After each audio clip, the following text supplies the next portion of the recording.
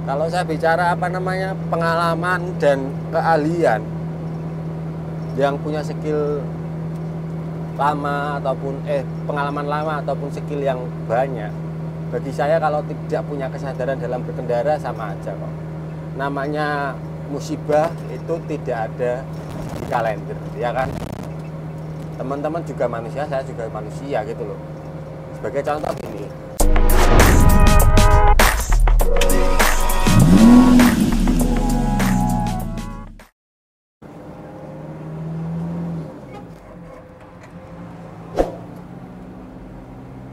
oke, bismillahirrahmanirrahim. Assalamualaikum warahmatullahi wabarakatuh. Jumpa lagi dengan Baston Hitam Channel. Oke teman-teman, kali ini saya berada di Semarang ya. Dan ini mau masuk jalan tol. Jalan tol gerbang tol Gayam Sari Semarang teman-teman. Dan nanti saya akan keluar exit tol Krapyak Semarang teman-teman, karena tujuan saya kira-kira dekat situlah, ke kawasan industri ya. Oke teman-teman, di video kali teman-teman ya, ntar saya print dulu.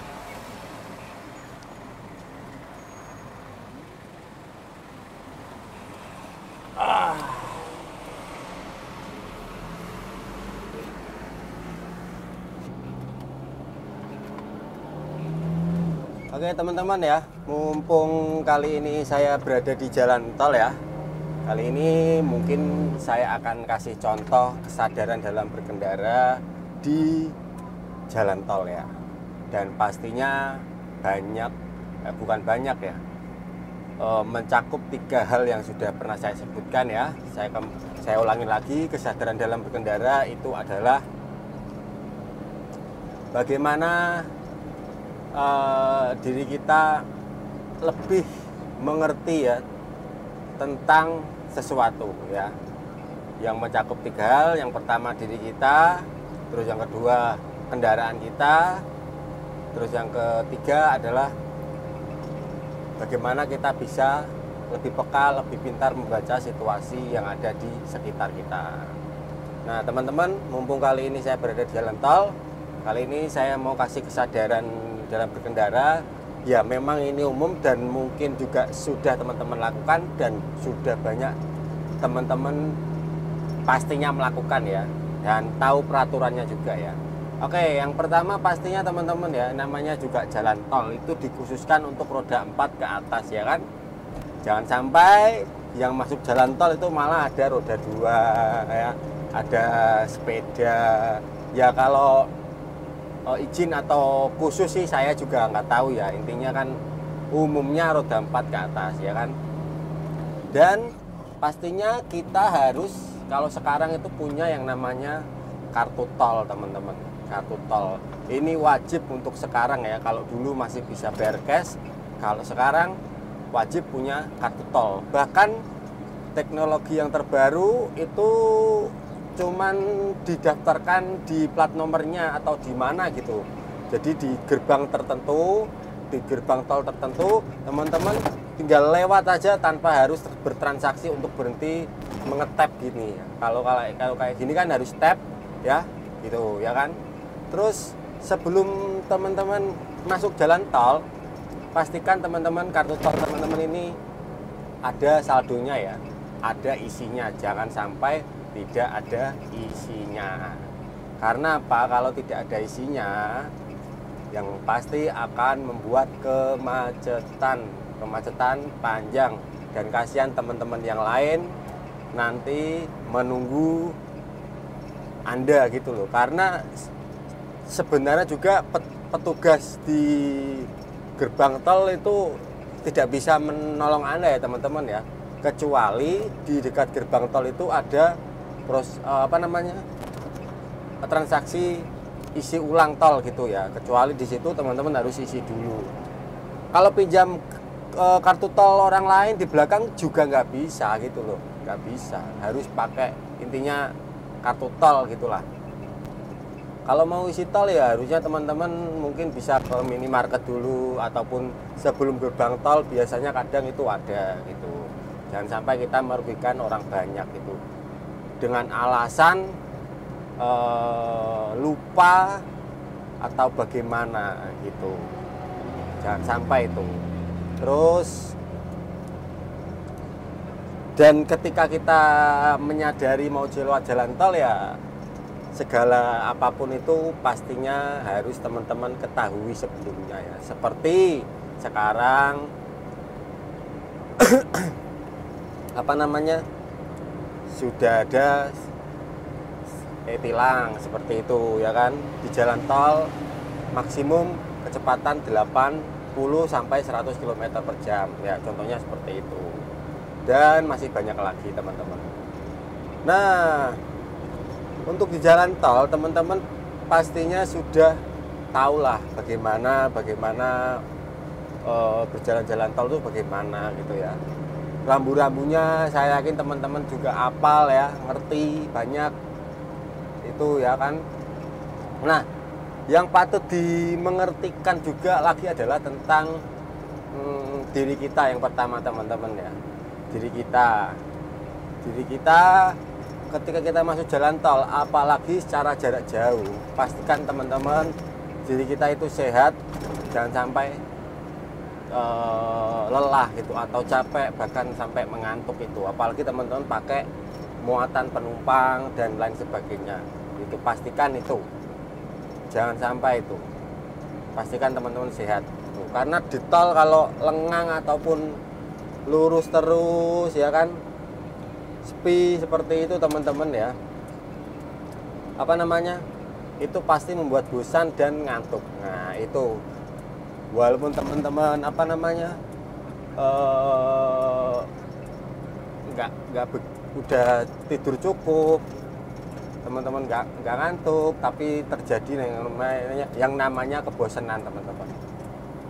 Itu ya, itu cara teman-teman sendiri untuk menghibur diri supaya tetap apa namanya fokus dan lain sebagainya gitu.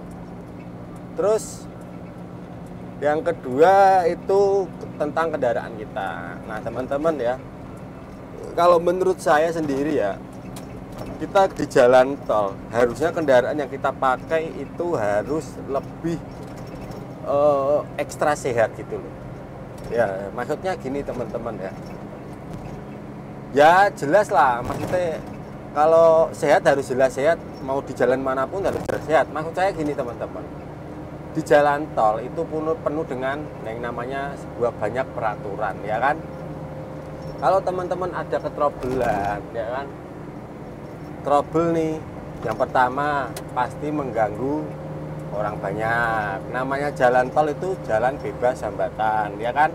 Terus selanjutnya kalau teman-teman terjadi mogok, bahkan nggak ada orang yang bantuin, teman-teman hanya bisa minta bantuan sama siapa ya, petugas tol gitu loh, petugas tol. Nah, itu petugas tol. Kalau teman-teman ingin dibantu sampai lepas tol ya, bukan di dalam tol, itu pastinya ada biaya yang lebih ya kan. Ya soal di dalam ada yang aneh-aneh saya juga nggak tahu ya, saya nggak berani berbicara. Intinya pastikan kendaraan kita itu lebih ekstra sehat dibandingkan di jalan umum, karena di jalan tol itu rata-rata ya semuanya langsung lancar gitu loh, nggak ada yang banyak yang berhenti karena bisa mengganggu pergerakan kendaraan lain gitu ya kan. Kalau teman-teman di luar jalan tol kan mungkin bisa minta bantuan sama orang lain, naik motor, naik sepeda ataupun jalan kaki ya kan. Kalau di jalan tol gini minta bantuannya sama yang punya pakai mobil yang lewat jalan tol saja. Tapi kan ya berbahaya juga loh memberhentikan kendaraan di jalan tol gitu, walaupun di bahu jalan tol ya, lama-lama itu bisa mengakibatkan hal-hal yang tidak diinginkan gitu teman-teman. Terus kesadarannya apalagi ya tentang membaca situasi juga ya. Baca situasi ya rata-rata ya dengan kecepatan kita, terus kecepatan orang lain, terus tekstur jalan bagaimana, naik turun tikungannya bagaimana, itu teman-teman harus juga baca. Nah, sedangkan rata-rata jalan tol, apalagi kalau sepi ya kan, tidak terkena CCTV, itu rata-rata langsung kecepatannya 150 bahkan lebih ya kan, rata-rata kan pasti ada kayak gitu. Ditambah lagi kadang ada yang tidak apal dengan jalan tol itu, nah ya kan, di situ kan juga bahaya ya. Pastikan teman-teman itu penuh dengan kesadaran itu, dalam berkendaranya penuh dengan kesadaran, bukan saya mengatakan fokus, tapi penuh dengan kesadaran, karena menurut saya berbahaya gitu ya. Silakan berkecepatan tinggi, tapi ya itu teman-teman harus tahu. Kayak ini ya teman-teman, turunan nih, teman-teman harusnya kan mengurangi gigi ya, supaya berada di gigi rendah, intinya seperti itu, dan mengurangi kecepatan karena turunannya ini tajam gitu. Tapi kalau teman-teman nggak ngurangi juga nggak apa-apa, kalau teman-teman bisa menguasai kendaraannya, bahkan keadaan yang ada gitu sih nggak apa-apa, jadi nggak masalah sebenarnya. Tapi secara peraturan seperti itu teman-teman. Itu macet. Ini yang depan saya ini macet sana. Jadi banyak lagi teman-teman tentang kesadaran dalam berkendara. Ini khususnya berada di jalan tol, banyak banget ya. Ya pada intinya kesadaran dalam berkendara yang ingin saya selalu gaungkan, saya sampaikan itu adalah tujuan kita ya pastinya selamat dari berangkat sampai ke tujuan kita teman-teman. Nggak ada orang yang ingin tidak selamat, itu nggak ada. Nah soal di tol ya dipastikan seperti itu teman-teman ya, aman Sulaiman gitu. Oke bentar teman-teman, ada telepon. Untuk selanjutnya apalagi ya, sebenarnya banyak banget ya teman-teman ya. Ini mungkin karena kondisi saya sedikit agak buru-buru sih, jadi tidak bisa menyampaikan dengan tenang ya. Mungkin di lain hari ya gitu teman-teman, ketika saya berada di tol ya. Intinya kita harus terus melatih kesadaran dalam berkendara kita teman-teman. Mau bagaimana keadaannya, kita harus tetap melatihnya itu. Saya yakin teman-teman bisa kok, apalagi teman-teman yang sudah mahir, sudah pro seperti itu, saya yakin bisa gitu. Gak ada yang nggak bisa. Ibarat tuh saya ngomong kalau sama teman-teman nih yang sudah mahir, saya yakin mengerti gitu loh. Kalau saya bicara pengalaman dan keahlian, yang punya skill lama ataupun pengalaman lama ataupun skill yang banyak, bagi saya kalau tidak punya kesadaran dalam berkendara sama aja kok. Namanya musibah itu tidak ada di kalender ya kan. Teman-teman juga manusia, saya juga manusia gitu loh. Sebagai contoh gini, teman-teman bisa ngedrift di tikungan sekian, derajat sekian gitu ya. Nah sekarang gini, kalau tiba-tiba kehendak Tuhan nggak tahu ya, nah jret teman-teman ngedrift di situ, ternyata ada angin dadaan, shoot. Nah itu kan mengganggu akselerasi teman-teman ya. Kalau tiba-tiba limpang, apakah skill Anda itu masih teman-teman pakai? Kalau teman-teman punya kesadaran, saya yakin malah bicaranya berbeda lagi. Wah, ada angin datang nih, ngeri. Secara tidak langsung teman-teman mungkin merasakan yang namanya sudah peka, sudah ahli. Berarti ini tidak mampu nih kalau saya buat nikung atau ngedrift dengan kondisi yang seumumnya atau sebagaimana seperti itu. Nah akhirnya kan mungkin teman-teman membatalkan atau juga teman-teman sedikit agak menunda gitu loh momen tersebut. Dan masih banyak lagi lah sebenarnya, apalagi yang aneh-aneh itu ya, yang biasanya